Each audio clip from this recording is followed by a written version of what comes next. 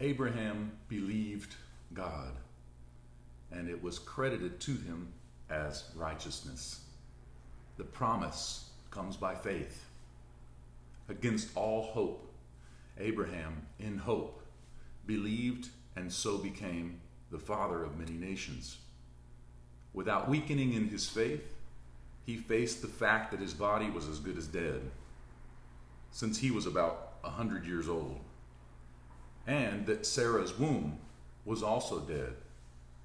Yet he did not waver through unbelief regarding the promise of God, but was strengthened in his faith and gave glory to God, being fully persuaded that God had power to do what God had promised.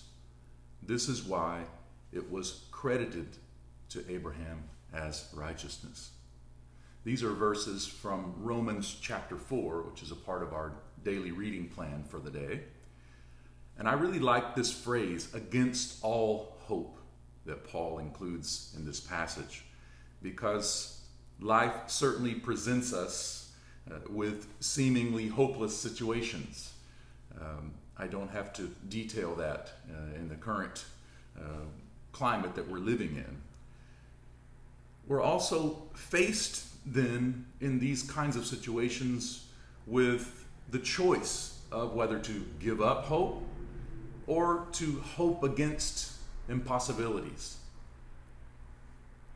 Now, this passage is really focused on justification through faith. That's really what Paul's getting at. But I want to sort of focus differently on this idea of belief over against this notion of faith, because I sort of take issue with the conflation of these two concepts, these two terms. I think there's important distinction to be made between belief and faith, and I'll try to quickly tell you what I mean by that. I think it's a question of epistemology. Epistemology sounds like a disease, but that is the branch of philosophy that deals with knowledge and how we acquire knowledge.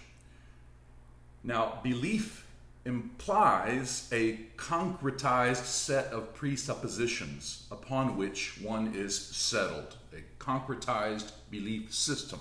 That is to say, a knowledge base that is concretized. Those presuppositions are settled.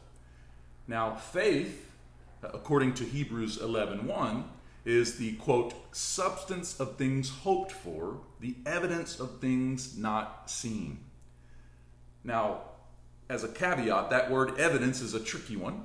The modern world often relies upon empirical evidence as the basis for knowledge. That is to say, knowledge that can be empirically observed and subjected to the scientific method. But the author of Hebrews tells us faith is the knowledge bridge, so to speak, from what we cannot fully grasp to a place of belief. So I think this is an important distinction then between faith and belief, because I believe that faith functions as a kind of bridge over that which we cannot fully attain to, those mysteries of the faith, you could say. In instances when the mysteries of God and the hopeless situations of life are ineffable and inexplicable, respectively, it is our faith that bridges the epistemological gap, or the gap in our knowledge. And faith is the very substance of hope. That is, faith is comprised of hope. Faith is made of hope. So I think the takeaway from this passage then is that oftentimes the mysteries of God and the complexities of life, they leave us questioning God and perhaps feeling rather hopeless.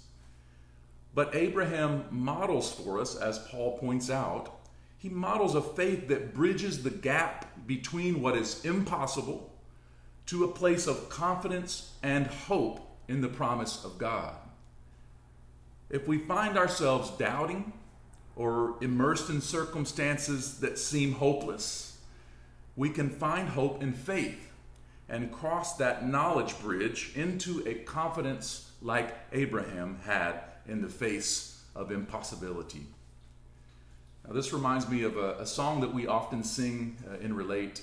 It's called I Lift My Hands. It's by Chris Tomlin. And I hope that this little portion of the song, this little chorus, will help you, encourage you, and build your faith today in the middle of what seem like impossible circumstances.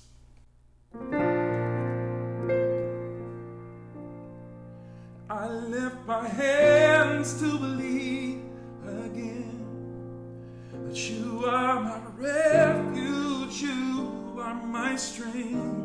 As I pour out my heart, these things I remember. You are faithful, God, forever. I lift my hands